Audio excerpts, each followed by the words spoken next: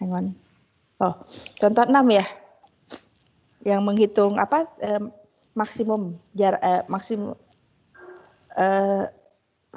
selisih maksimum antara dua unsur di dalam barisan ya.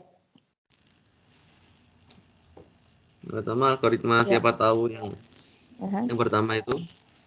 Saya perhitungannya berdasarkan I, kan I-nya mulai dari 1 ya, 1 sampai N-1. Ya. Lalu butuh ngitung N untuk berhenti for-nya. Ini N-1, ini N. Ini nilai I. Lalu setiap for itu kan ada satu perbandingan untuk menentukan apakah for-nya itu berlanjut terus atau tidak. Jadi saya ini tulis satu sini, ini perhitungan, ini perbandingan untuk menjalankan for-nya ya. Nah, karena setiap iterasi itu, misalkan iterasi I, itu kan ada N-1 nilai J yang diiterasi. Karena misalkan I-nya 1, jadi 2 sampai N kan N-1, tapi ditambah 1 karena butuh satu iterasi lagi untuk for keduanya itu bisa berhenti. Jadi ini N, ini N-1, seterusnya ini 2. Ini enggak ada ya, karena ini kalau I-nya sampai N, for-nya yang pertama itu sudah keluar duluan. Nah, lalu di dalam setiap for kedua, yang for J itu, ada if perbandingan ya, jadi tambah 1 semua. Ini 1. Ya, nah sekarang ini tinggal dijumlahkan. Ini N. N-1. Ini kan ini 2 tambah N per 2 kali N-1 ya. Kalau dijumlahin semua, ini berarti Sebentar. Itu kamu menjumlahkan dari berapa? 2 sampai N. Jadi 2 tambah 3, iya kan? 2 tambah 3 tambah seterusnya sampai N. Ya, berarti itu adalah 2 tambah N per 2 kali N-1. Sebentar. Dari mana kamu dapat itu, Du? Bisa. Ya, itu kan penjumlahan dari sebentar. Harusnya penjumlahan sampai dengan N, begitu ya, dikurangin 1 ya? Iya. Ya. Jadi itu kan berarti N berapa? Kayak Kan A tambah B kali N plus 1. N-1. Hah? Kan kamu menjumlahkan sampai N plus 1 kali N Kan rumus per 2, tapi dikurangin 1 gitu ya? Ini ya? bisa sih, tapi saya pakai rumus deret aritmatika yang ini 1 kan, ini 1, lalu ini N-1. Ini N-1. Jadi 1 tambah N-2 kan berarti N-1 ya. Bentar. Oh, ini 2, ini 2. Jadi N plus 1 kali N minus 2 gitu ya?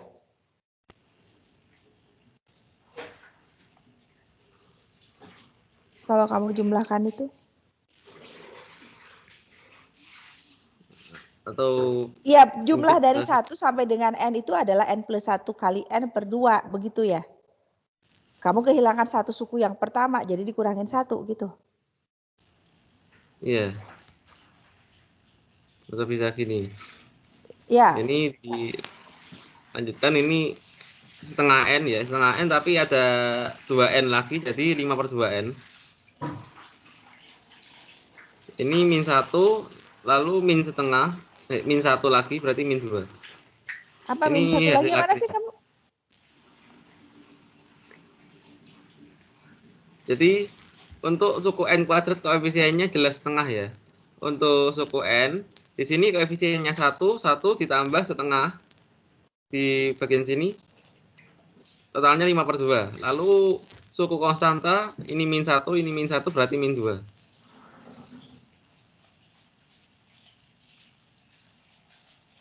Sebentar, kamu tuh menjumlahkan yang mana sih yang kamu jumlahkan? Coba berapa suku jadi yang kamu jumlahkan?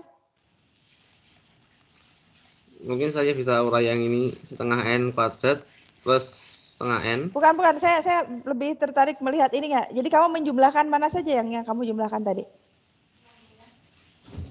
Menjumlahkan ini. Hah? Ini lalu ini. Hah? Kalau itu kan hanya N dan N-1. Terus ditambah dengan, kamu nulisnya pakai apa Ditambah ini? dengan ini. Ditambah dengan ini. Kan ini yang banyaknya iterasi di for yang J itu ya. For Yang J. kedua. Ya. Sebentar, kalau yang ini untuk menghitung apa ini? Yang 111 itu untuk menghitung apa? Ini untuk menghitung for pertama Ya. ya. Ini for pertama.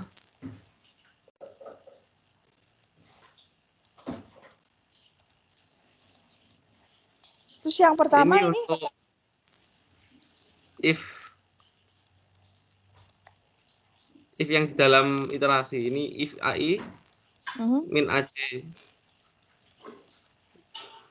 Oke, jadi yang I-nya tidak dihitung kan? Kalau I-nya kamu tidak jumlahkan kan? Jadi kamu menjumlahkan 3 kolom terakhir. Betul? Yang kamu maksud? Enggak, ini untuk menunjukkan I-nya ini iterasi for-nya 1, lalu iterasi di dalam for kedua itu ada N. Betul. Maksud saya ini yang kolom pertama nih. Ada kolom I, yang ini. Kamu bisa lihat saya menggunakan kursor di situ? Tidak bisa, Bu. Nggak bisa ya? Tapi saya Masih. yang ini kan, Bu, maksudnya. Pokoknya ya, itu nggak kamu jumlahkan kan?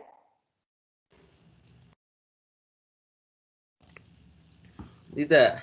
Tidak, makanya kan berarti kamu menulis ada 4 kolom begitu ya, yang terlihat ya. Yang Ya. kamu tulis itu ada 4 kolom, kamu menjumlahkan 3 kolom terakhir. Betul? Betul, Bu. Kolom paling kiri tidak kamu jumlahkan kan? 1 tambah 2 Tidak. tambah 3 tambah sampai N tidak kamu jumlahkan. Tidak. Oke. Sebentar. Nah, ini yang ini nggak ditambah 1 lagi nih. Sebentar, I-nya mulai dari berapa sih itu? I-nya mulai dari oke. Kamu sudah sampai N ya? Jadi ada sebanyak N ya, sudah dihitung. Oke, iya. Yang lain, gimana yang lain? Jadi ini untuk menghitung iterasinya ada sebanyak N ya. Kemudian di dalam iterasi I ya, kemudian di dalam iterasi J, begitu ya. Sebentar, saya mana slide-nya. Di dalam iterasi J itu dari I+1 sampai dengan N. Jadi dimulai dari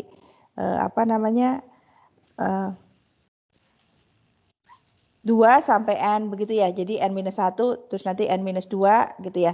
Terus di dalamnya masing-masing ada tambahan 1. Oke. Ya, jadi tadi N-1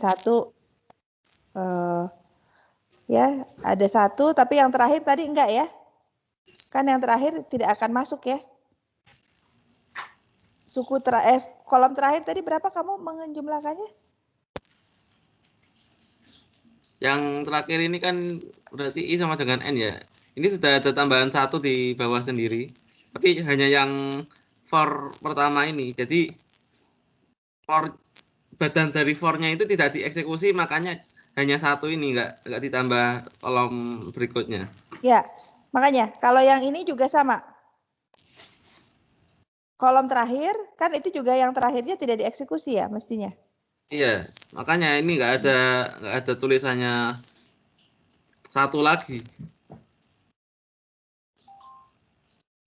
Oke. Yang lain gimana yang lain? Duh, ini berantakan sekali kamu nulisnya ya, Abdillah. Ini kegeser-geser, Bu. Kamu nulisnya pakai apa ya ini? Kamu punya stylus atau pakai mouse? Saya pakai mouse. Oh.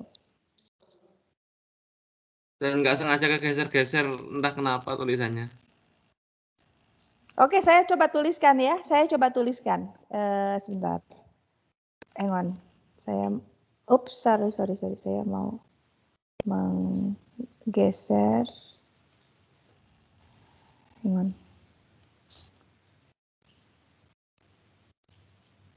Coba kamu, saya yang menulis ya sekarang. Sebentar. Nah, saya tuh juga suka lupa ini kalau mengoperasikan ini. Kalau membesarkan.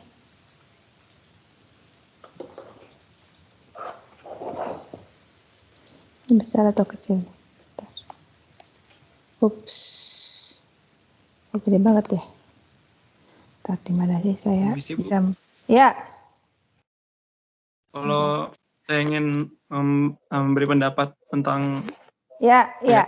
cocokan saya boleh, Bu? Boleh. Saya tadinya mau menuliskan lagi karena tulisan Abdillah jelek banget. Padahal saya udah bilang yang paling jelek tulisan di kelas ini saya harusnya. Maksud saya supaya yang lain bisa melihat. Siapa ini yang bicara? Putra, Bu. Putra. Kamu menulisnya pakai apa, Putra? Pakai mouse juga? Saya nggak pakai mouse, Bu. Pakai stylus? Iya. Kamu punya. Oke, coba. Sebentar.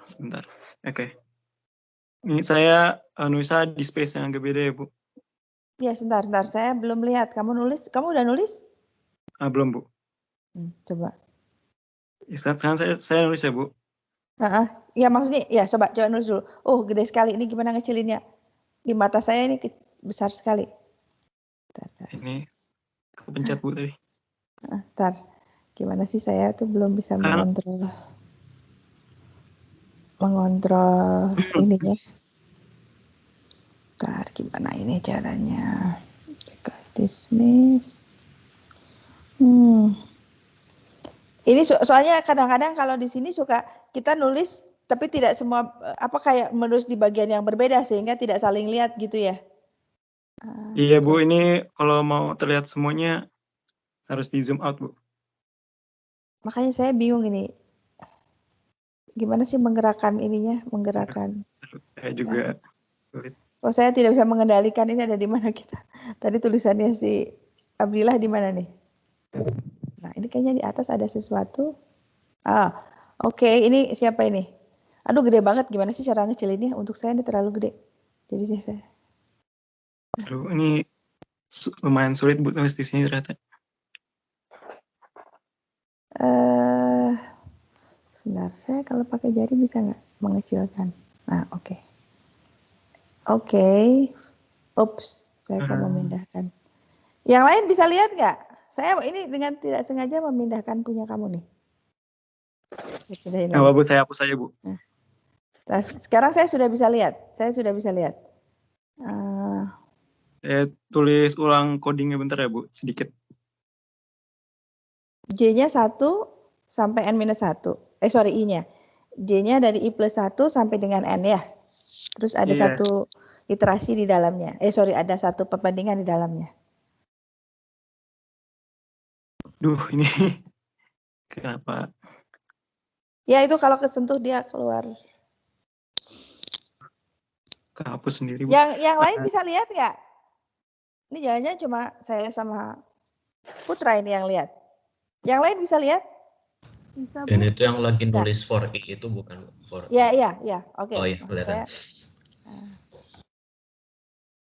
Tadi dari Bu ini kan rumusnya ini ya, Bu. N-1 plus N-2 plus sampai 1. Sampai 1, ya. Ya, Bu. Jadi kalau menurut saya, kan yang pertama itu kita misalnya lihat sekuen deret ya, Bu. Nah, di sini untuk yang pertama itu dia itu deretnya ada dari suku pertama hingga suku ke N-1 kan, Bu. Lalu dibandingkan dengan yang pertama, dia untuk yang iterasi pertama, berarti dia suku pertama ngebandingin dengan sebanyak N-1 kan, Bu? Benar? Gimana? Ini kan masuk dulu langsung ya. Jadi kalau I-nya sama dengan 1, kemudian bergerak dari misalnya I sama dengan 1. Kemudian loop yang keduanya kan bergerak dari 2 sampai dengan N. Kan kita ingin menghitung kompleksitas kan, Bu. Ada berapa langkah? Iya. Iya. Oke, misalnya yang pertama nih Bu. Yang pertama kan berarti misalnya ada N buah suku. Yang pertama tuh apa? Yang pertama yang mana? Oh Yang ya, maksud? misalnya untuk yang pertama, iterasi pertama, itu Iya. adalah suku pertama, ya, I pertama, suku pertama dibandingkan dengan N buah, N-1, ya kan Bu? Dibandingkan dengan suku sebanyak N-1. Benar tidak Bu? Betul? Nah, maka di sini ada N-1. Dan untuk seterusnya, untuk sequence selanjutnya, saat I sama dengan 2, suku kedua dibandingkan dengan Betul, banyak betul. N-2 kali. Betul. Betul. Betul. Nah, Kamu ingin oke, saya apa, Bu? dengarkan dulu. Saya dengarkan dulu terus. Nah, terus kan di algoritma yang di if-nya kan ditulis seperti ini ya, Bu. If AI min AJ, tanda kurung, M, terus dia then Ya. M AI min Ya. J. Seperti ini kan, Bu. Ya. Ya. Jadi di sini kita tahu kan, Bu. Jadi untuk yang rumus yang ini, menurut saya dia sudah menghitung total untuk yang ini, Bu. Total operasi di sini. Jadi maksudnya yang dituliskan Bu Rino itu sudah lengkap gitu? Sudah menghitung Ya, semua Bu. operasi perbandingan? Sudah menghitung semuanya, Bu. Tadi untuk pertanyaan minggu lalu, yang membuat berbeda di mana ya, Bu? Saya agak lupa. Bukan, justru maksud saya yang Bu Rino tadi yang kamu katakan N-1 itu berarti hanya yang di dalamnya saja gitu loh. Belum bahwa untuk melakukan for ini juga sebetulnya dilakukan perbandingan, itu yang belum dihitung. Perbandingannya di if-nya ya, Bu? Di for-nya, bukan hanya di if-nya. For. Tadi betul ya kan, tadi kamu menjelaskan bahwa pada saat 1 yang dilakukan perbandingan itu kan dengan dari 2 sampai dengan N gitu ya. Jadi ada sebanyak N-1 gitu ya. Nanti kalau yang berikutnya dibandingkannya 2 dengan sisanya begitu kan? Iya. Jadi ada N-2. Itu kan berarti yang dibicarakan hanya langkah di dalamnya saja.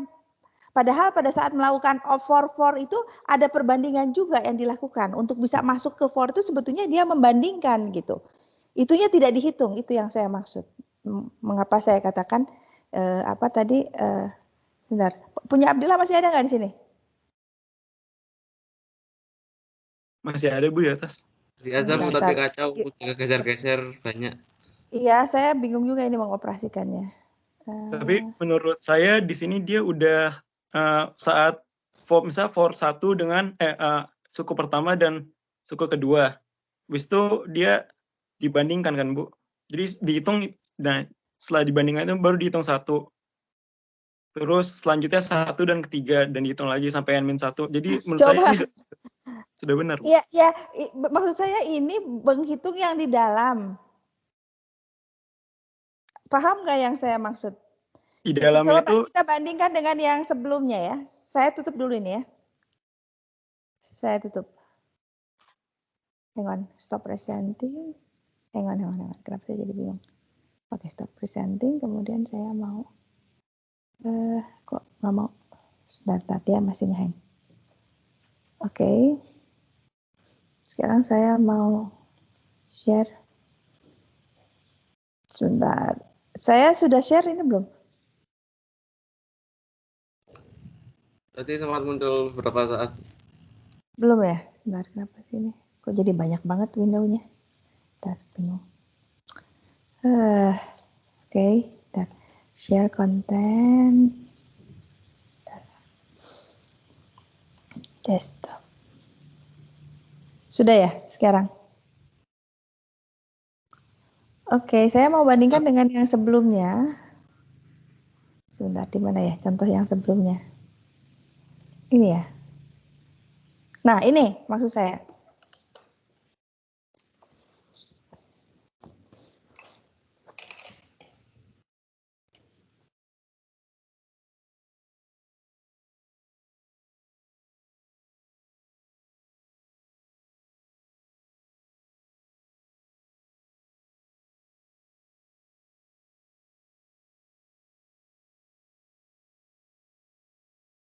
Ya, jadi di sini kan ada perbandingan untuk I-nya sendiri, ada yang perbandingan yang dilakukan untuk melakukan ini, membandingkan maksimum dengan AI. Itu dua-duanya dihitung. Paham nggak Putra?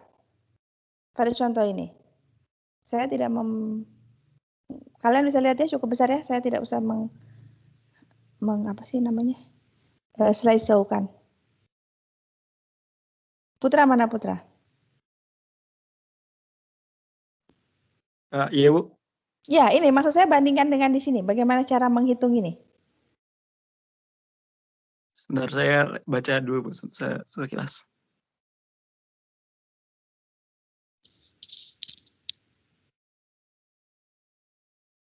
Jadi maksudnya dia yang dihitung itu selain perbandingan di if-nya. Iya, for-nya pun untuk bisa melakukan itu tuh melakukan perbandingan di situ sebetulnya. Ya. Ya Bu. Nah, itu jadi yang Bu Rino tadi, yang tadi saya tidak ini karena tidak konsisten dengan ini begitu. Ya, yang tadi yang n+-1 tambah n-2 itu hanya perbandingan yang ada di dalam. Belum semuanya terhitung. Ya. Oke. Ya, jadi kenapa saya kemudian mempermasalahkan dan meminta kalian untuk melihat kembali karena saya ingin konsisten gitu ya. Jadi cara menghitungnya konsisten. Ya, walaupun memang ordernya tidak akan berubah. Secara order tidak akan berubah tentu.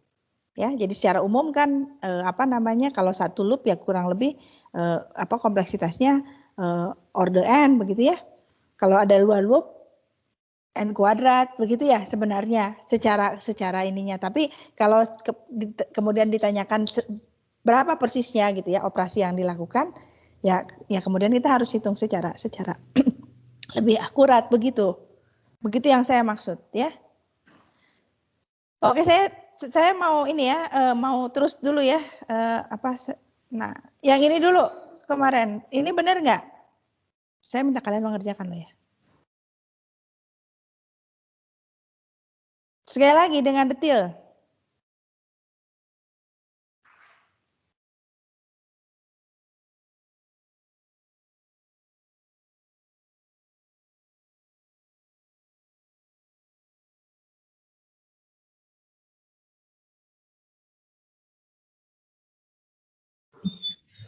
Saya dapatnya segitu, Bu. Oke, siapa ini yang bicara? Marli, Bu. Siapa? Marli. Marli? Hang on, mana kamu? Nama kamu mana sebentar? Bok aja sih kalau. Hah? Ya Marli, Bu. Marli, oke. Coba tolong jelaskan Marli. Hang on. Yang for loop I-nya kan itu dari 2 sampai N. Where are we now? Hang on, saya bingung di mana sekarang saya. Oke. Oh ini. Salah. Ini. Ya, gimana? Yang for loop-nya itu kan 2 sampai N. Terus tambah exit loop-nya. Jadi kalau 2 sampai N ada berapa banyak? 2 sampai N kan berarti ada N-1. Tapi tambah exit loop. N-1, bukan N? Bukan, Bu. Kalau N dari 1 sampai N. Terus nah, tapi untuk memeriksanya kan dia akan ada satu loop yang terakhir yang itu yang saya mau ngomong, Bu. Itu saya ngomongnya exit loop maksud saya. Jadi N-1 tambah 1-nya N. Iya sama kayak Ibu maksudnya. Oke. Terus? Nah, kan masuk yang di if sama else. Nah, kita kadang bisa ngecek salah satu, bisa juga dua-duanya. Jadi kayak nggak pasti gitu kan, Bu. Maksudnya kayak kalau misalnya jadi, kadang else-nya nggak jadi gitu. Ya udah, jadi saya bikin kayak kasus terparahnya gitu. Gimana kalau misalnya? Oke. Terparahnya seperti apa? Worst case-nya. Terus else-nya juga terjadi semua. Oke. Jadinya kalau if terjadi semua itu N-1, kalau else-nya terjadi semua itu N-1. Terus kalau udah selesai looping-nya nanti masuk ke max dikurang min. Nah itu 1. Nah jadi kita jumlahin semuanya. N ditambah N-1 ditambah N-1 ditambah 1. Jadinya 3N-1. Sebentar. Tadi kan di sini di for-nya ada sebanyak N, begitu ya? Iya. Terus kemudian masing-masing ini yang if n-1. Betul? If-nya n-1, else-nya else if-nya n-1 gitu ya. Worst case-nya kalau kedua ini dimasuki terus gitu ya. Iya benar Bu. Jadi di sini kita punya 2 kali n-1, betul? Betul Bu. Hang on. Di sini saya bisa mencoret sebentar.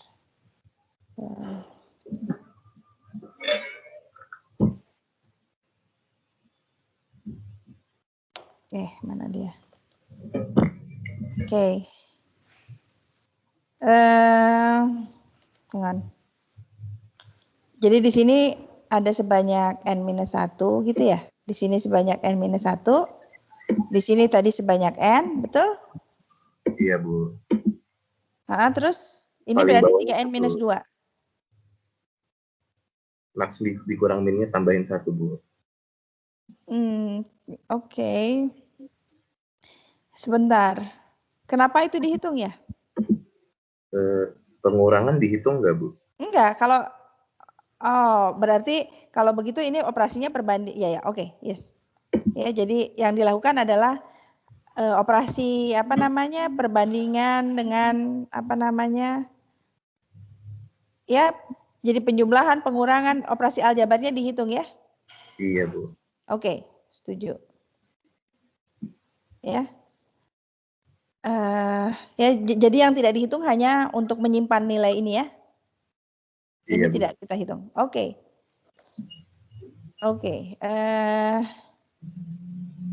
Ya, saya berharap yang lain ikut ya. Oke. Saya kira kemarin kita sudah melihat ini ya. Oke, jadi bahwa kenapa penting sekali untuk para komputer scientist gitu ya, mencari terus algoritma yang lebih efektif atau efisien? Kata yang cocok di sini? Efisien. Efisien ya, untuk efisien karena ukuran input yang sangat besar begitu ya. Sehingga kemarin kita sudah lihat bahwa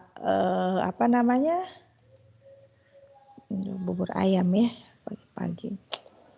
Kalau jadi untuk matriks begitu ya dengan n yang sangat besar, luar biasa besar begitu ya, maka orde n pangkat 3 ini berbeda dengan orde 2 pangkat 37 begitu ya, 37.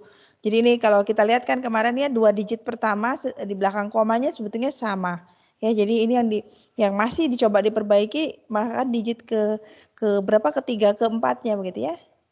Dan ini ternyata masih berpengaruh begitu ya pada saat kita bicara tentang n yang besar. Oke, saya kira ya ini kemarin kita sudah ya bahwa saat kita bicara tentang kompleksitas algoritma ya ini ada terminologi yang menceritakan menggambarkan seberapa banyak gitu ya operasi yang perlu dilakukan gitu ya. Jadi ya yang ini big theta 1 ini yang disebut dengan kompleksitas konstan begitu ya. Big theta log n ini kompleksitas logaritmik ya. Kemudian n kompleksitas linier gitu ya. Nah kemudian ini n log n kompleksitas linier, gimana bacanya, linear ritmik ya, linear ritmik gitu ya, jadi campuran antara linear dan algoritma.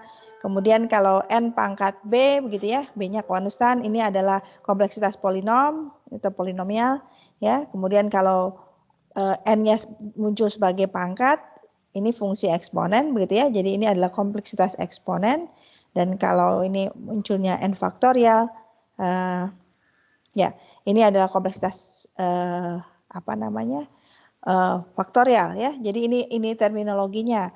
Nah, oke. Nah, jadi tentu nanti kita akan lihat sekarang yang mana yang disukai gitu ya, yang kira-kira doable gitu ya. Jadi secara umum tentu menjadi penting sekali untuk melihat ini terhadap banyaknya input gitu ya. Jadi kalau inputnya kecil tentu barangkali katakanlah algoritma mana mungkin polinom dengan eksponen tidak terlalu jauh bedanya kalau n-nya kecil gitu ya. Tapi begitu n-nya besar ini menjadi berbeda luar biasa besar. Nah, oke ya. Nah, selanjutnya kita lihat tentang tractability. Ya, ada istilah tractability. Jadi oke, masalah yang dapat diselesaikan dengan menggunakan suatu algoritma ini disebut solvable, ya dapat diselesaikan gitu ya. Nah, kemudian sebalik pada sisi yang berlawanan gitu ya, kita punya masalah yang unsolvable gitu ya, tidak bisa diselesaikan atau paling tidak belum bisa diselesaikan. Artinya belum bisa ditemukan suatu algoritma untuk menyelesaikan itu ya. Nah, sekarang tentu yang kita lihat lebih banyak tentang yang solvable ini, ya. Nah, jadi yang masalah yang dapat diselesaikan jadi solvable gitu ya dengan menggunakan algoritma dengan kompleksitas polinom, ya. Ini disebut tractable, ya. Jadi tractable itu kalau masalahnya solvable dan bisa diselesaikan dengan menggunakan algoritma dengan kompleksitas polinomial, ya. Nah, tetapi kalau masalah ini solvable, bisa dicari solusinya, tetapi tidak atau belum memiliki algoritma dengan kompleksitas polinomial, maka ini disebut dengan intractable. Ya, jadi tractable, intractable ini terkait dengan yang solvable, begitu ya. Jadi tractable kalau ada polinom kompleksitas polinom, algoritma dengan kompleksitas polinom. Kalau intractable nggak ada, gitu ya, nggak ada. Oke. Nah ya, jadi ternyata, jadi kalau saya mundur lagi yang tadi, yang tadi istilah-istilah.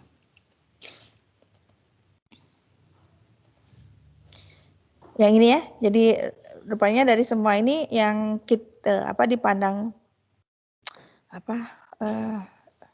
mungkin saya akan mengatakan doable gitu ya, bisa dilakukan itu adalah saat kita bicara kompleksitas polinomial ya. Jadi di atas itu eksponensial ataupun faktorial itu dianggap belum doable gitu ya secara umum. Oke, jadi dengan demikian tadi itu sebabnya kita kemudian tadi punya istilah tractable dan intractable itu dengan merujuk pada apakah ada algoritma polinomial yang bisa menyelesaikannya. Ya. Nah, dari sini terus kemudian muncul apa yang disebut dengan kelas P dan kelas NP. Ya. Oke. Nah, jadi tractable tadi apa? Yang punya dapat diselesaikan dengan menggunakan algoritma kompleksitas polinomial itu yang dimasukkan ke dalam kelas P ya. Jadi P-nya jelas dari kata polinomial ya.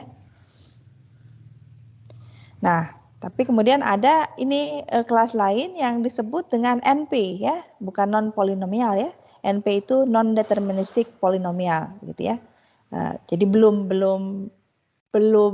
ada gitu ya. Oke ya, jadi di sini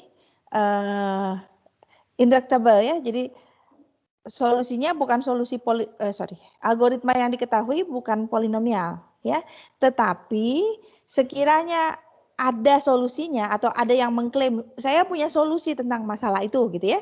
Nah, kebenaran solusinya bisa diperiksa dengan menggunakan algoritma polinomial. Paham? Yang terjadi di sini kalian bisa menangkap?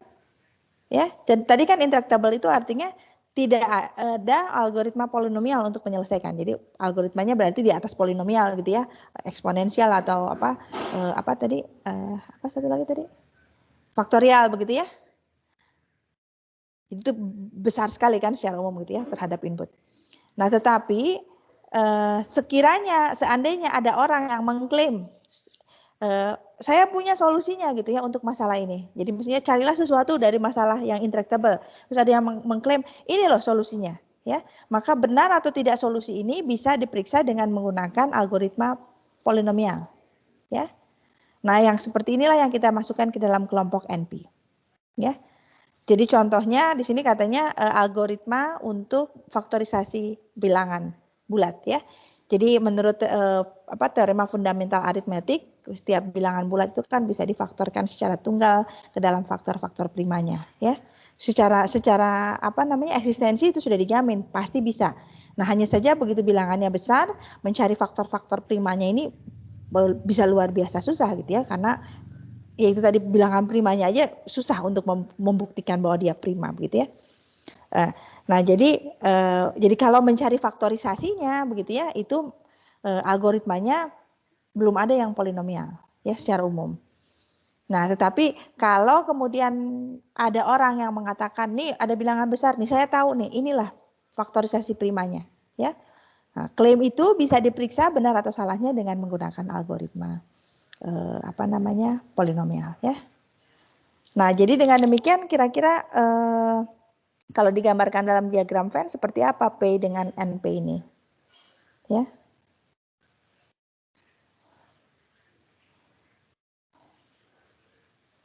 Ya, jadi mestinya yang mana subset dari yang mana?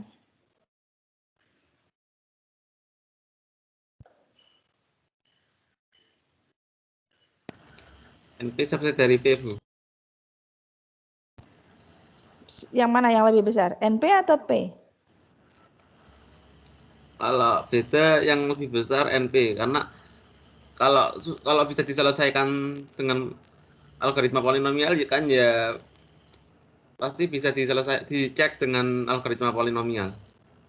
Ya, jadi yang sekarang terlihat adalah demikian ya. Kalau digambarkan dengan diagram Venn, NP-nya lebih besar. Ya, daripada P-nya. Nah, jadi kemudian pertanyaannya kan apa namanya? Sebentar Bu Rino nanti saya mau cek dulu. Oh, sudah diselesaikan di sini ya. Ada tadinya saya kira. Oh. Ya, jadi apa namanya?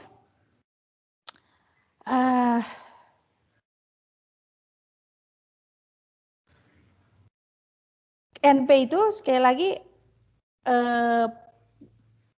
mudahnya begitu ya, jadi belum ditemukan algoritma polinomial untuk memeriksanya secara sederhana ya, gitu ya. Jadi NP itu belum ditemukan algoritma polinomialnya, ya. Jadi dengan demikian apa namanya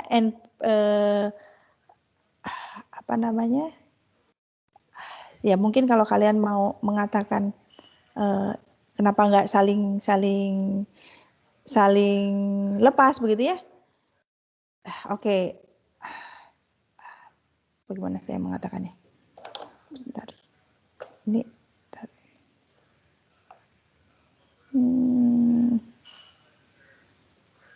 jangan ini.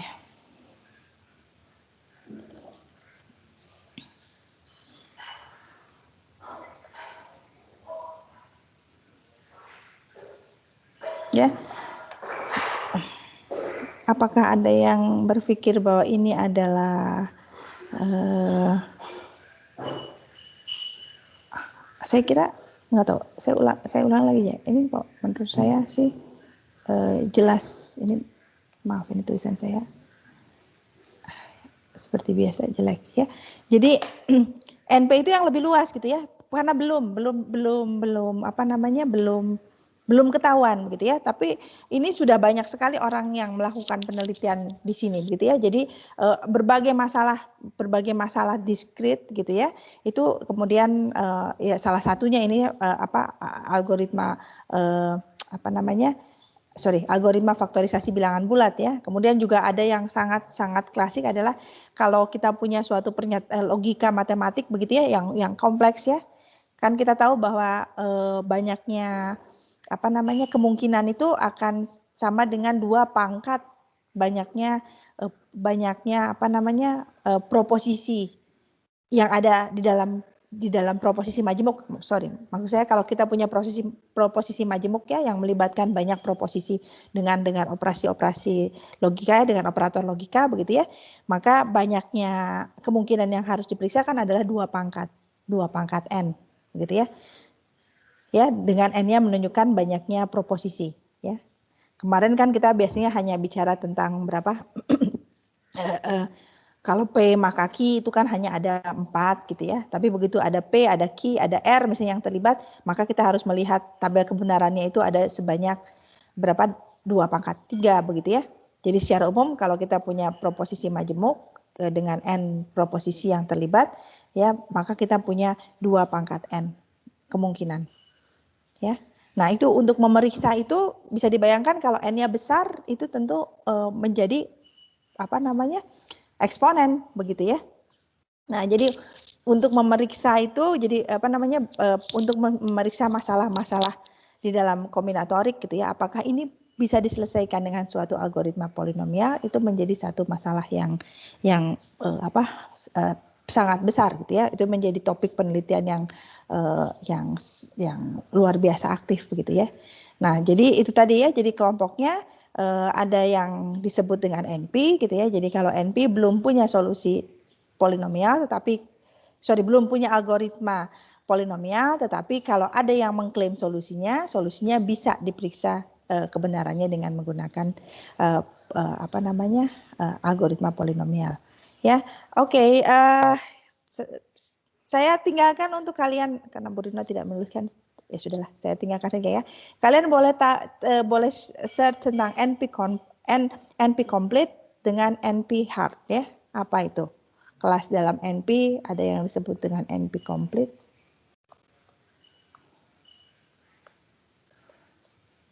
Ada yang disebut dengan NP hard. Ya.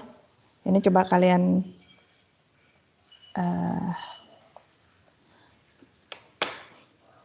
cari tahu ya. Atau ada yang sudah tahu?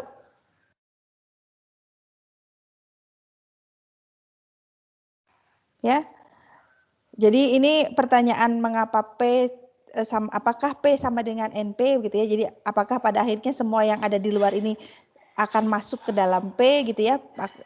Bisa dicari algoritma polinomialnya, itu akan terkait dengan apa yang disebut dengan NP completeness ya, atau NP complete ya. Jadi ini satu kelas yang istimewa di dalam NP complete. Saya tinggalkan untuk kalian cari tahu sendiri. Kayaknya di buku mestinya ada, hang on. Sebentar, di mana kita Rosen? Sebentar, algoritma.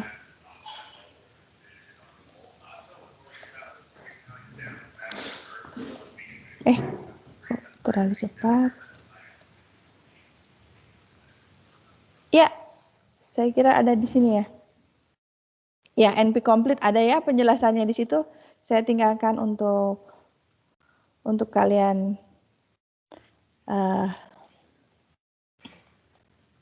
pelajari sendiri ya. Ada NP complete ya di sini. Oke, NP complete problems itu yang dimaksud seperti apa? Ya.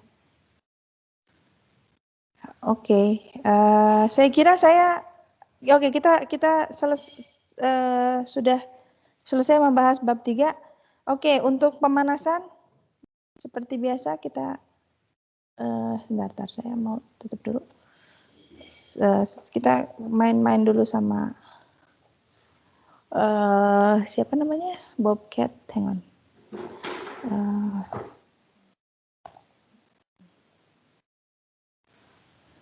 Kalian masuk saja ke Bobcat-nya dulu.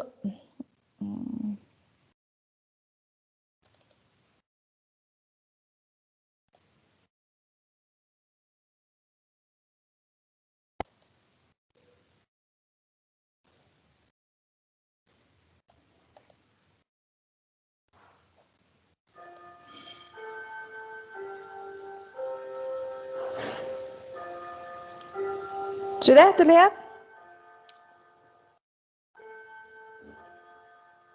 Sudah terlihat? Sudah? The first question is coming soon? Sudah? Iya, Bu. Sudah, oke.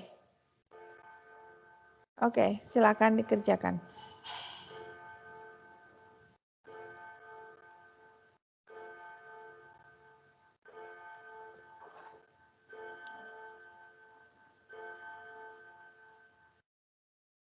Berapa menit?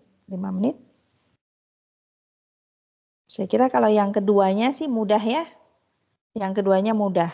Tanpa harus menghitung detail, kalian harusnya sudah langsung tahu big O-nya apa.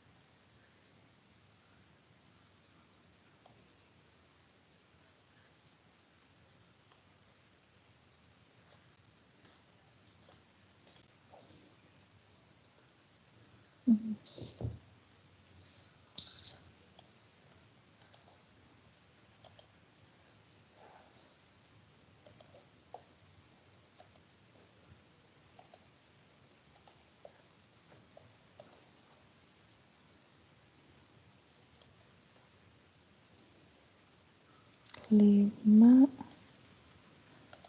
Oke.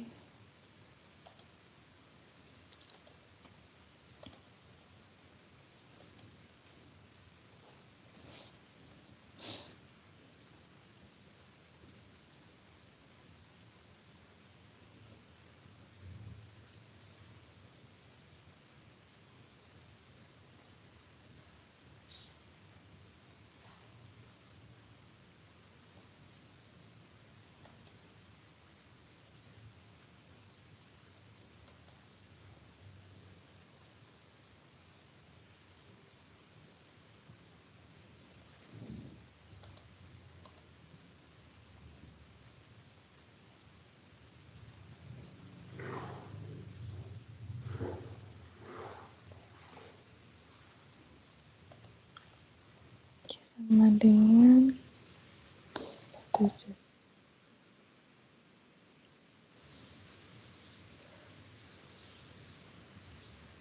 Persentase 1 dikurangi 9.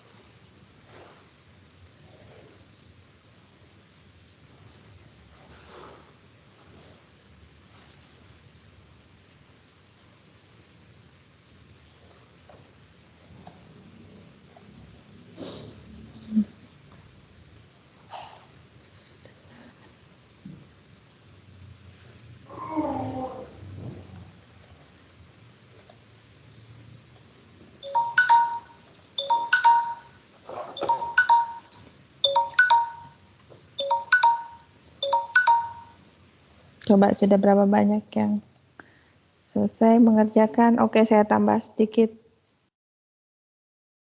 waktunya. Saya tambah 2 menit ya.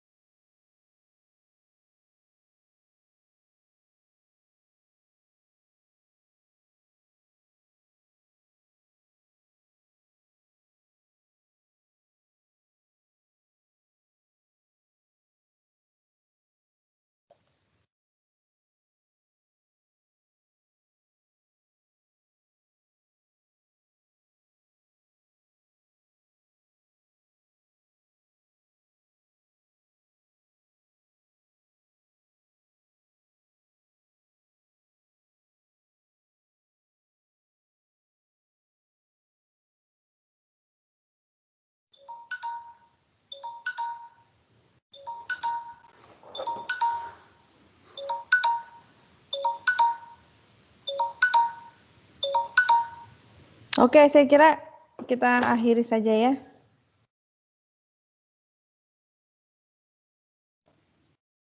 Oke. Tidak ada yang sama jawabannya dengan saya tampaknya. Boleh, ini saya ya. Boleh challenge saya ya. Ya, saya mungkin salah ya, sangat mungkin salah juga ya. Jadi saya kira, hang on, saya nggak bisa lihat. Harusnya kalau kompleksitasnya kan kalian jawabnya benar ya, harusnya n kuadrat itu ya.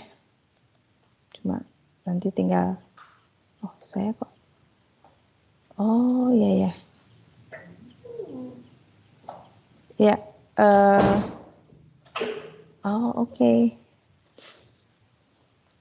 Saya, ya, saya sebenarnya mengedit jawaban semalam, tapi rupanya bukan di sini yang saya edit, tapi di bank soalnya ya. Tampaknya ini masih jawaban saya yang lama. Oke ya, jadi silakan kalian challenge saya ya.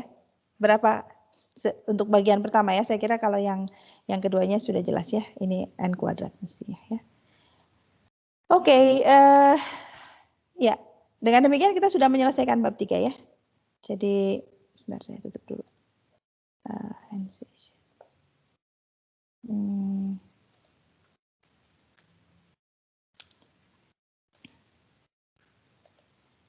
Ya, oke. Jadi untuk selanjutnya saya kira saya akan meneruskan saja. Kita masih punya waktu setengah jam, ya. Jadi sekali lagi saya mengingatkan tadi belum semua datang. Minggu depan kita akan kuis. Oke. Bahwa akhir minggu ini saya akan memberikan PR yang pertama, kemudian minggu depan kita akan kuis dengan bahan bab berapa? Bab 1 dan bab 3 ya. Ya, jadi tentang logika dan tentang algoritma. Ya, waktunya diambil di waktu kuliah hari Rabu, entah di awal atau di akhir gitu ya. Nanti kita ya cara untuk enroll di LMS-nya nanti akan kami umumkan. Masih ada masalah teknis. Baik, saya mau terus ke hang on. Ya ampun. Enggak betul ya, dari tadi saya udah ngomong kan, kalian bisa dengar yang enggak nyala video ya. Oke. Saya mau terus ke hang on. Sebentar. Saya kenapa ada di sini nih? Bukan ini yang saya mau. Oke.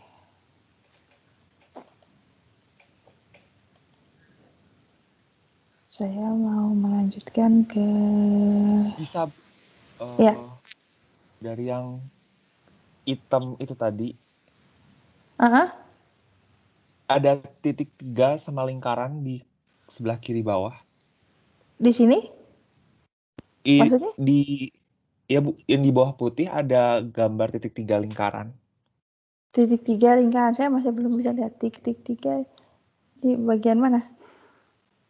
Di atas tulisan slide 45/45. Oh ini, oke. Hang on.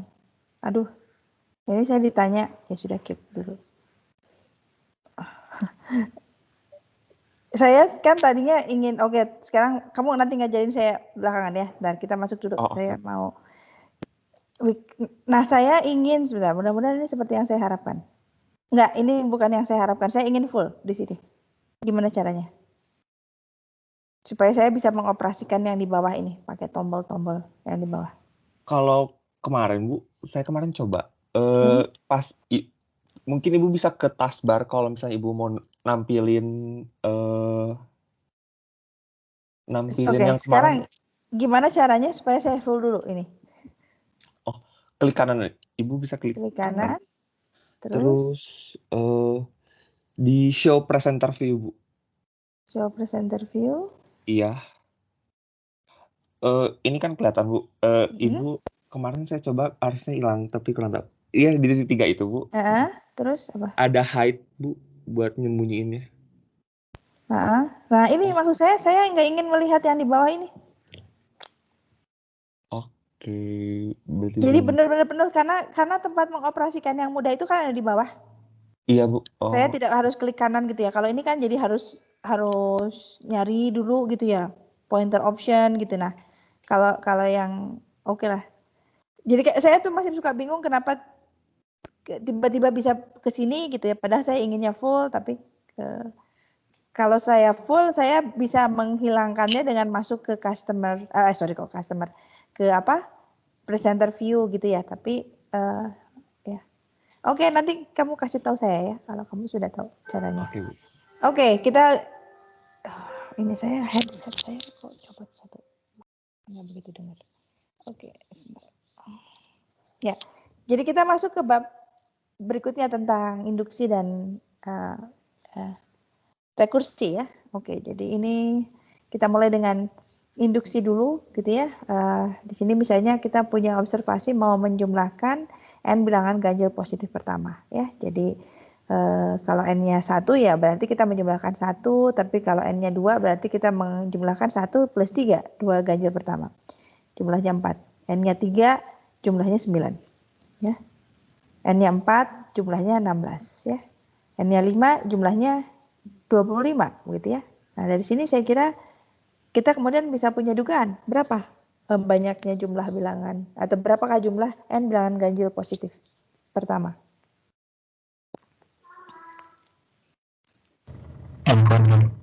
N kuadrat ya. Jadi karena di sini kalau n-nya 1, 1, n-nya 2, 2 kuadrat, n-nya 3, 3 kuadrat ya dan seterusnya. Jadi tebakan kita adalah n kuadrat ya. Oke. Nah, ini tentu bisa kita verifikasi lebih jauh gitu ya dengan melihat apa sih namanya? Oke, mungkin apa?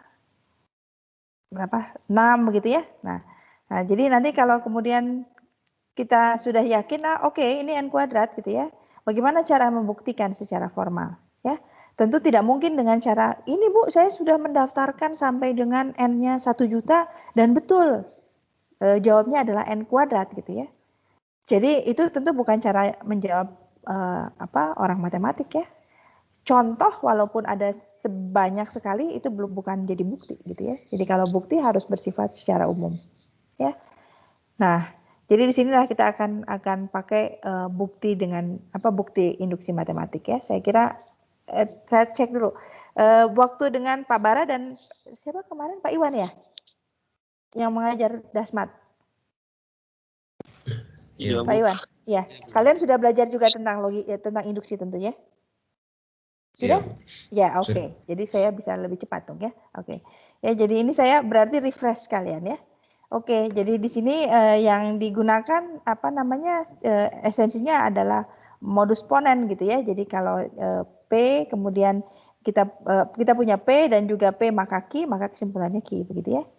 Nah, tapi kalau sekarang kita punya dua modus ponen, P0 maka P1, P1 maka P2, ya kesimpulannya P2 ya. Jadi kalau kalau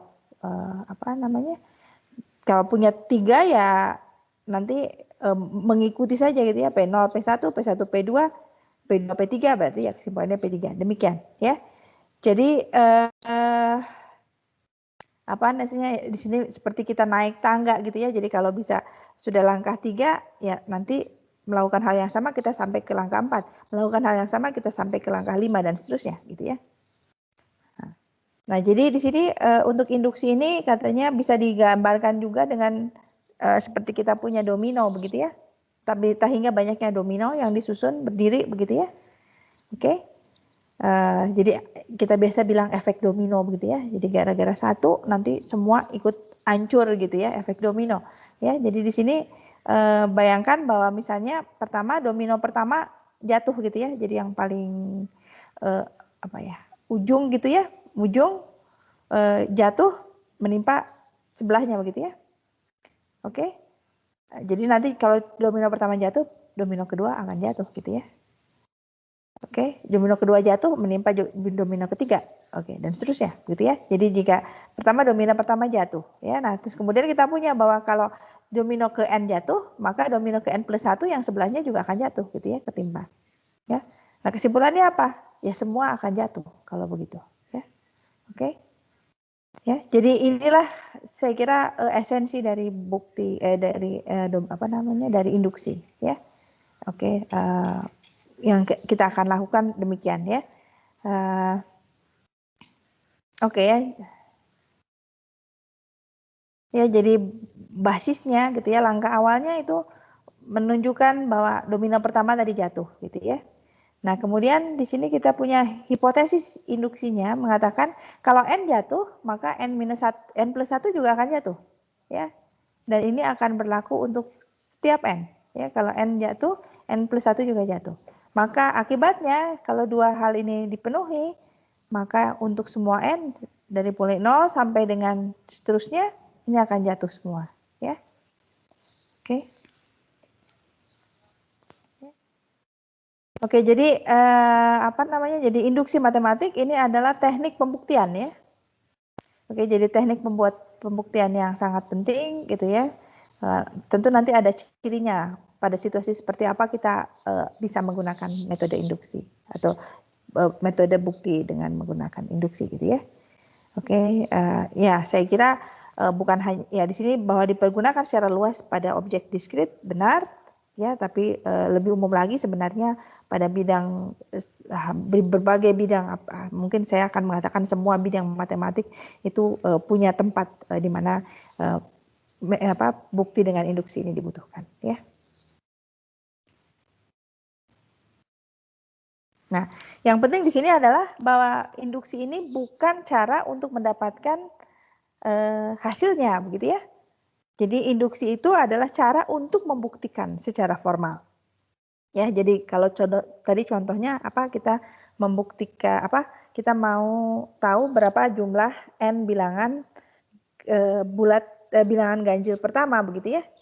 Oke, dengan observasi dulu ya, observasi kalau 1, kalau 2 ternyata jadi 4, kalau 3 jadi 9, kalau 4 jadi 16 dan seterusnya ya. Jadi dari observasi itu kemudian kita membuat suatu dugaan kuat, kita membuat suatu konjektur. Oke, kayaknya polanya seperti ini. Gitu ya.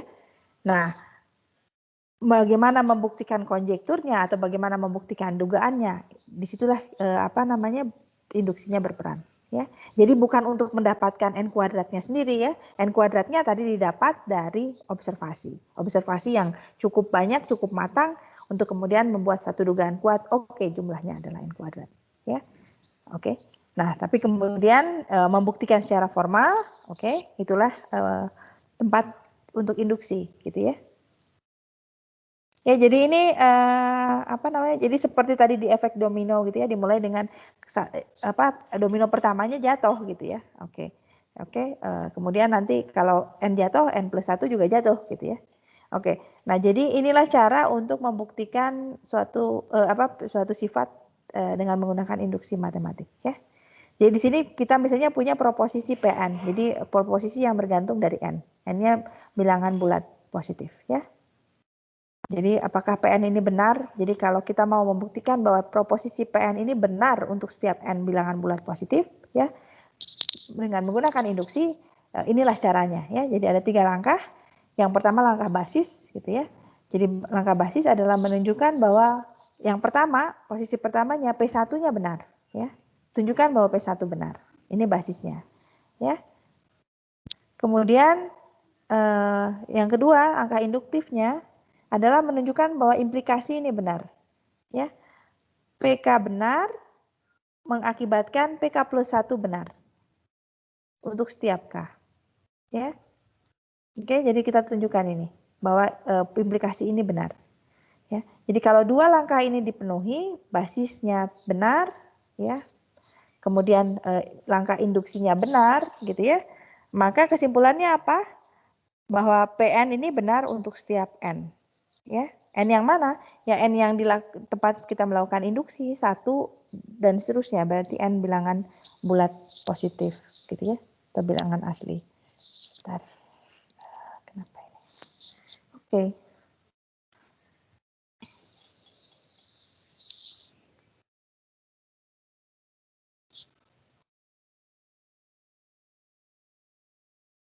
Oke.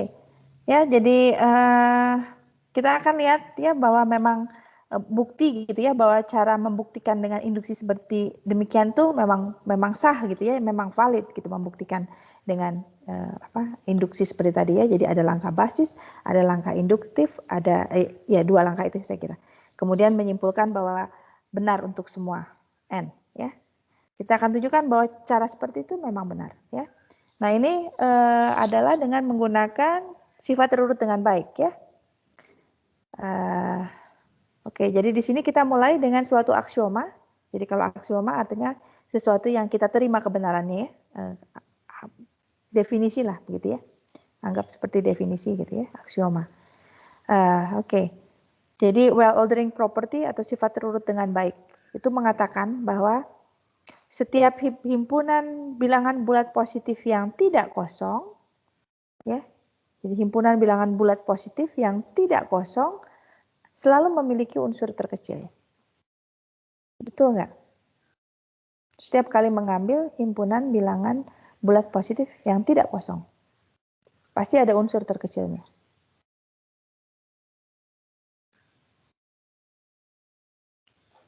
Betul ya mestinya? Ini kita bisa terima ya. Jadi kalau bayangkan ini, ini jelek banget ya. Gimana tadi caranya? Klik kanan. Hang on, erase. Klik kanan lagi. Biar agak lurus sedikit. Upsi, susah nulis. Oke ya, jadi ini bayangkan garis bilangan. Ini adalah bilangan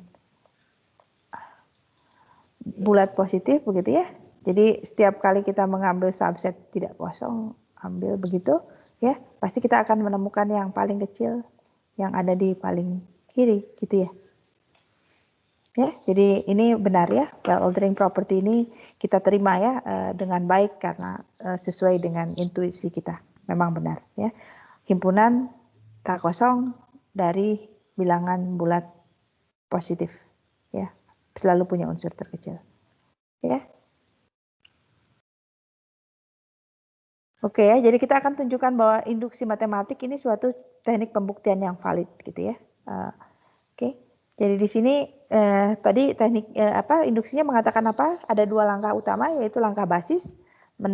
Basis adalah menunjukkan P1 benar, gitu ya. Kemudian ada langkah induktif, menunjukkan implikasi PK maka PK plus 1. Dan ini berlaku untuk semua K, gitu ya. Oke, bagaimana menunjukkan bahwa dengan 2 ini kita memang bisa sampai kesimpulan bahwa PN benar untuk semua N. Ya. Nah, jadi buktinya dengan menggunakan kontradiksi. Ya. Oke, ya. Jadi kita kan maunya menunjukkan bahwa PN benar untuk semua N. Ya.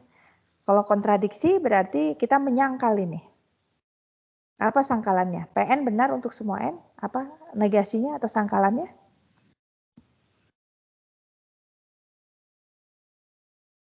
Ya. Ada N sehingga PN salah. Ya, oke ya. Jadi untuk semua N, PN benar, maka negasinya atau yang berkontradiksi dengan ini adalah ada N sehingga PN salah. Ya, ada N sehingga PN salah. Nah, oke. Kita kumpulin ini semua N yang membuat PN salah ini kita kumpulkan. N yang mana saja ini yang memenuhi, ya. Kita kumpulkan di dalam himpunan yang kita sebut sebagai S. Ya. Jadi S ini adalah isinya himpunan bilangan bulat N yang mengakibatkan PN salah. Ya, bilangan bulat positif ya. N yang mengakibatkan PN salah. Ya. Maka jelas S tidak kosong begitu ya. Karena tadi kita mengandaikan ada PN sehingga PN salah. Jadi S ini kumpulan yang salah-salah ini pasti tidak kosong. Ya. Dan isinya yaitu tadi ya, anggap bilangan bulat yang menyebabkan PN salah. Ya, jadi dengan demikian S ini adalah subset dari bilangan bulat positif, begitu ya. Oke, jadi S ini tak kosong dan merupakan subset dari bilangan bulat positif.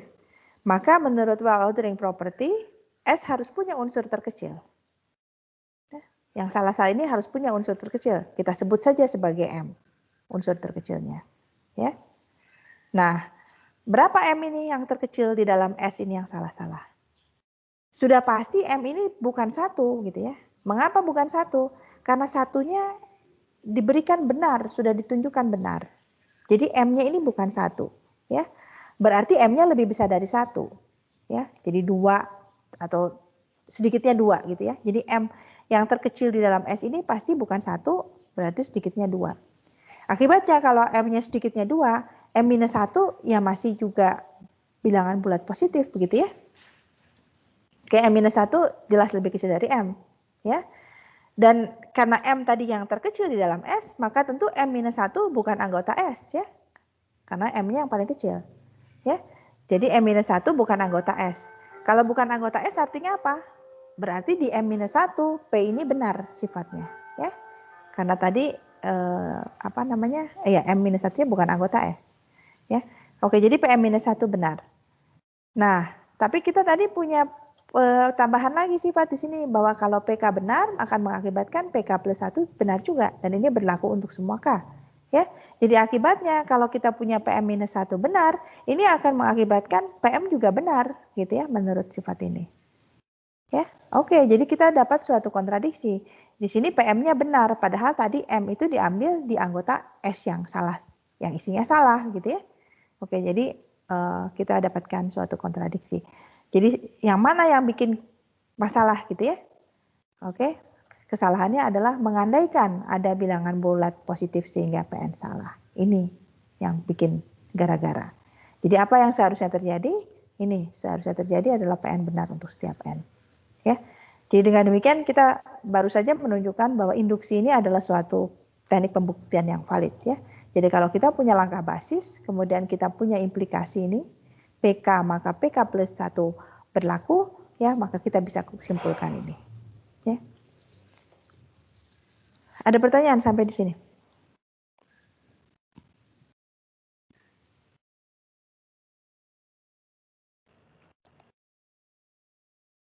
Ada pertanyaan? Oke.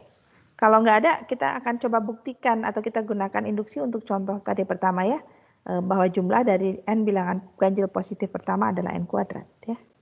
Oke, jadi basis langkah dalam induksi berarti ada dua macam ya. Tadi menunjukkan basis, jadi P1-nya benar gitu, kemudian tunjukkan implikasi PK maka PK plus 1 ya. Oke ya. Jadi di sini kita menuliskan P-nya itu apa berarti kalau yang mau dibuktikan ini ya. Jadi P-nya atau PN ini adalah proposisi PN-nya adalah proposisi bahwa jumlah dari N bilangan ganjil positif pertama adalah N kuadrat ya. Jadi PN ini, pernyataan ini. Oke, langkah basisnya apa? P1 ya. Jadi kalau P1 berarti jumlah dari satu bilangan ganjil positif pertama adalah 1 kuadrat ya. Ya benar ya, tentu. P1 benar. Oke, karena 1 sama dengan 1 kuadrat ya. Oke, jadi basisnya benar. Nah, kemudian langkah induksinya kita mengasumsikan bahwa PK ini benar untuk setiap K ya. Jadi artinya apa? Kalau PK benar berarti jumlah dari K bilangan ganjil positif pertama adalah K kuadrat begitu ya. Jadi 1 ditambah 3 tambah 5 berapa? K yang pertama berarti sampai dengan 2K minus 1 ya. Ini adalah K bilangan ganjil yang pertama. Ini jumlahnya sama dengan K kuadrat ya menurut sifat ini. Oke, PK-nya benar. Nah, kita sekarang mau menunjukkan bahwa dengan PK benar, PK plus 1 benar juga ya. Apa PK plus 1? Menjumlahkan 1, 2 sampai dengan 2K plus 1 ya. Oke, jadi ditambah 1 suku lagi dari PK gitu ya. Kita mau tunjukkan bahwa ini benar ya. Oke, ya.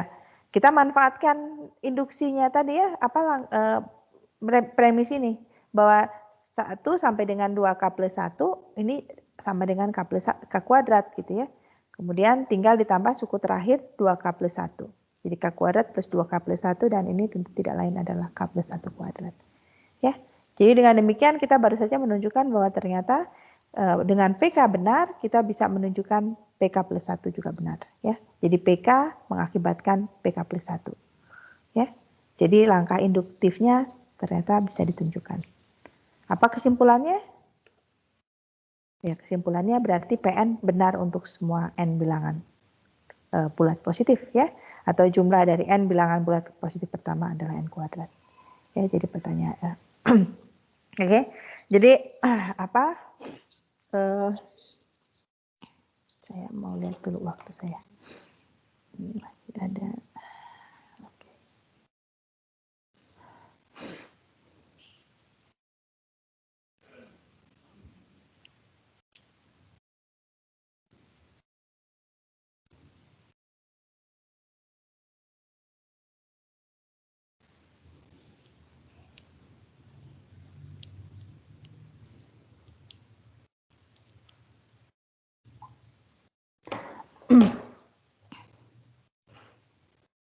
Oke, ya, ada pertanyaan? Oke, ini contoh kedua ya, untuk menunjukkan sifat bahwa n kecil dari 2 pangkat n untuk setiap bilangan bulat positif ya. Jadi sekali lagi tentu kebenarannya atau ini perlu atau tebakan ini bahwa sifat ini demikian didapat dengan melakukan observasi ya. Jadi misalnya 1 itu lebih kecil dari 2 pangkat 1, betul. 2 lebih kecil dari 2 pangkat 2, betul juga. 3 lebih kecil dari 2 pangkat 3, ya. Oke, dari situ kemudian, oke, kayaknya itu berlaku untuk semua bilangan bulat positif, ya. Oke, nah oke, jadi ya kita definisikan kembali PN-nya adalah ini ya, sifat PN-nya adalah N lebih kecil dari 2 pangkat N ya, dengan N-nya bilangan bulat positif tentu ya, jadi N-nya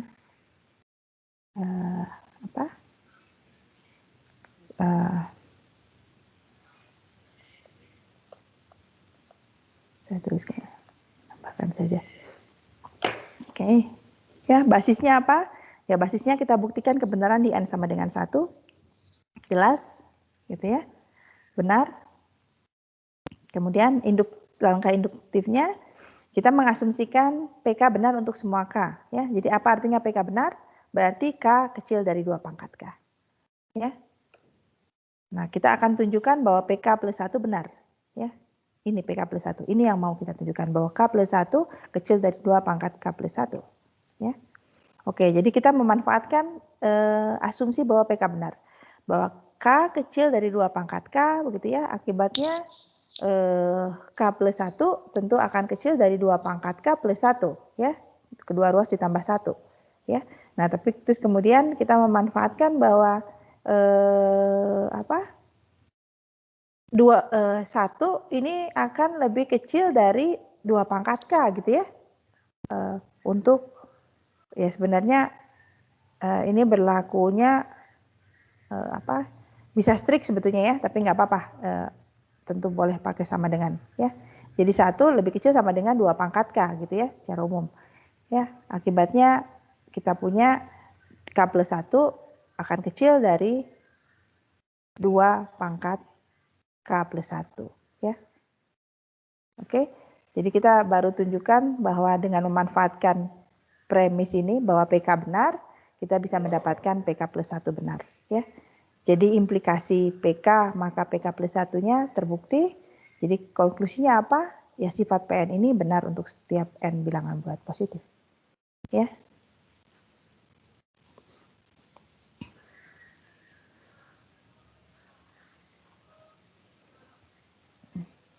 Ya, oke. Sebentar saya mau lihat tuh. Saya mau berhenti di mana nih?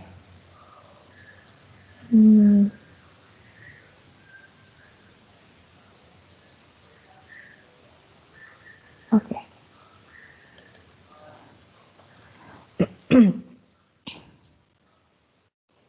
Oke, ini contoh lagi bagaimana kita membuktikan sifat banyaknya subhimpunan itu dengan menggunakan induksi juga ya. Jadi di sini sifatnya adalah jika S adalah himpunan dengan N anggota, maka S punya 2 pangkat N subhimpunan. Ya. Ya, jadi dengan demikian proposisi PN-nya diformulasikan atau dirumuskan demikian. Himpunan hingga dengan N anggota mempunyai 2 pangkat N subhimpunan. Ya, itulah PN-nya. Oke. Nah, di sini langkah basisnya perhatikan. Jadi kalau contoh-contoh sebelumnya kita mulai dengan N sama dengan 1 gitu ya basisnya. Nah, di sini sifat ini sebetulnya bisa berlaku juga kalau N-nya dimulai dari 0 ya. Bisa kita punya himpunan dengan 0 anggota, himpunan kosong tentu ya. Jadi di sini sebenarnya induksi tidak harus dimulai tidak hanya berlaku untuk sifat-sifat yang terkait dengan himpunan bilangan bulat positif gitu ya. Bisa juga diperluas menjadi himpunan bilangan bulat non negatif gitu ya. Oke. Nah, jadi tentu langkah basisnya jadi sebenarnya adalah langkah menunjukkan bahwa pernyataan ini benar di nilai yang pertama pada himpunan yang mau dibuktikan ya. Jadi kalau di sini mau dibuktikan untuk semua bilangan bulat non negatif gitu ya, maka tentu kebenaran basisnya itu dibuktikan pada saat sama dengan 0 ya. Jadi kalau N-nya 0, pernyataan ini benar gitu ya. Kalau himpunannya kosong, maka banyaknya subhimpunan adalah 1 ya. Himpunan itu sendiri ya, himpunan kosong. Ya, jadi P0 benar. Oke. Oke. Basisnya benar. Kemudian induksinya yaitu ya, kita membuktikan tadi PK membawa ke PK plus 1. Ya, jadi asumsikan PK benar untuk semua K. Apa artinya PK benar? Himpunan dengan K anggota punya 2 pangkat K subhimpunan. Ya. Nah, sekarang kita mau tunjukkan PK plus 1 benar. Ya, dengan memanfaatkan PK benar. Ya, nah bagaimana caranya? Ya, nah di sini kita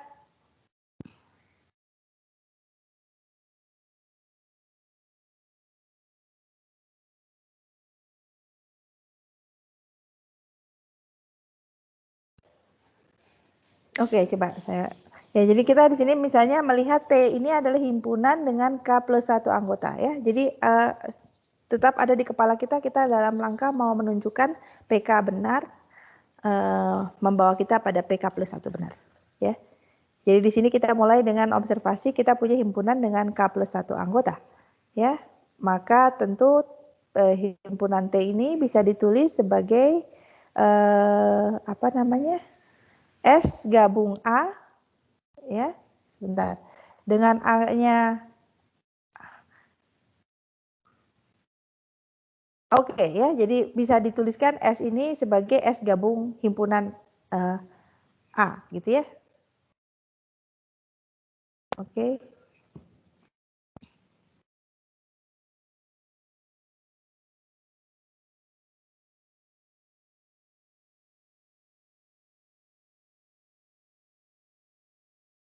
Sebentar saya.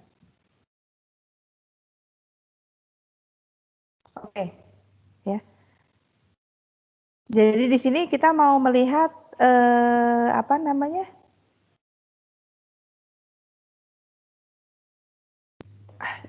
Jadi tadi sekali lagi kita punya T-nya himpunan dengan K plus 1 anggota ya.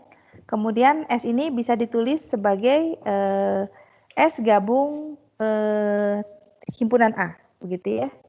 S oke, A-nya anggota T gitu ya, S-nya tentu komplement ya. Oke. Nah, sekarang kita mau lihat subhimpunan sembarang subhimpunan dari S ya. Jadi ini S ya. Jadi S, kemudian kita ambil sembarang subhimpunan dari S ya, kita sebut sebagai X ya.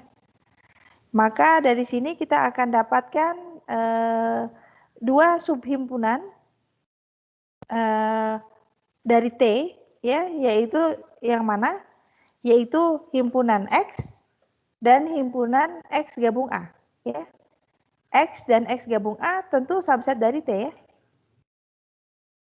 Ya. Dan X maupun X gabung A tentu ini adalah 2 subhimpunan yang berbeda dari T ya.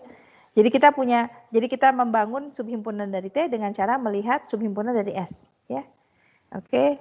X sembarang subhimpunan dari S begitu ya. Maka kita bisa membentuk subhimpunan dari T dengan cara melihat X dan X gabung A ya.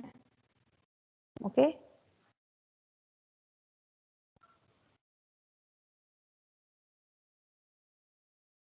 Oke. Hmm.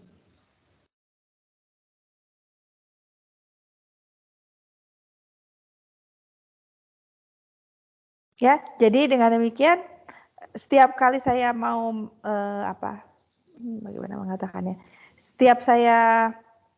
Jadi kalau saya mau mencacah berapa banyak subhimpunan dari T, begitu ya, yang beranggota K+1, ya, saya bisa melihatnya dengan cara memperhatikan berapa banyak subhimpunan dari S, himpunan beranggota K. Ya. Jadi untuk setiap subhimpunan dari S yang beranggota K, saya bisa membentuk 2 subhimpunan dari T. Ya. Oke, jadi setiap kali saya punya subhimpunan dari S, maka saya punya 2 subhimpunan di T. Ya. Jadi dengan demikian ada berapa banyak subhimpunan di T? Berarti sebanyak 2 dikalikan subhimpunan dari S. Ya, karena ini ya tadi, setiap kali saya mengambil subset dari S, maka saya punya 2 subset dari T. Dan ini 2 subset yang berbeda. Ya. Oke, jadi kalau kemudian pertanyaannya ada berapa banyak anggota subset dari T, ya berarti 2 dikalikan banyaknya subset dari S. Ya. Berapa banyak subset dari S? Karena S beranggota K, menurut premisnya tadi berarti banyaknya adalah 2 pangkat K. Ya. Jadi dengan demikian berapa banyak subset dari T? Ya 2 kali 2 pangkat K. Ya. Jadi dengan demikian yang ini kita baru saja menunjukkan implikasinya ya.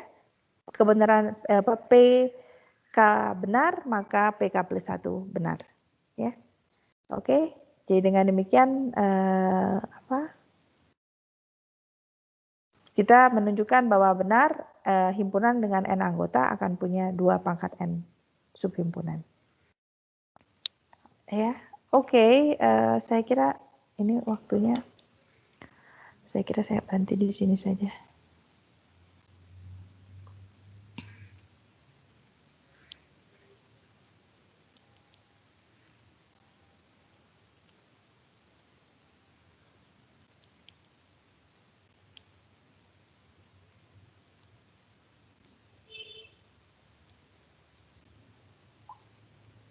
Oke. Ya, saya kira saya berhenti di sini ya. Nanti kita lanjutkan hari Senin ya berarti. Ya, jadi sekali lagi bersiap untuk kuis yang pertama minggu depan. Bentar, gimana caranya? Saya mau ensure. Oke, gitu. Hang on.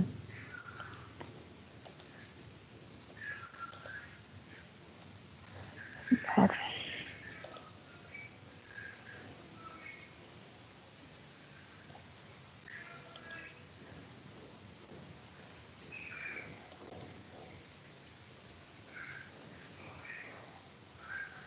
Oke ya, saya kira daftar hadirnya sudah bisa kalian isi. Ya tadi yang tadi si Bob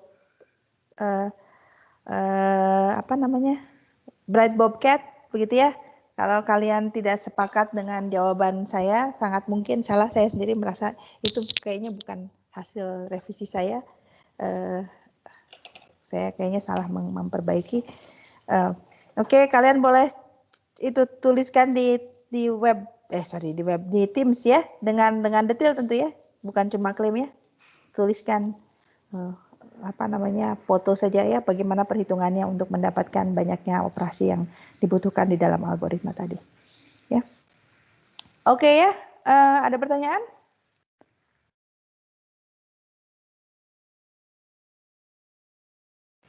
Dari saya tidak. Ya, oke. Baik, kalau gitu kita akhiri ya, sampai ketemu langsung hari Senin. PR akan muncul di akhir minggu ini. Ya. Oke, sampai minggu depan. Selamat pagi semua. Terima kasih, Bu. Terima kasih, Bu. Ya. Bu. Terima kasih. Oke. Terima kasih, Bu. Ya, sama-sama. Terima kasih, Bu.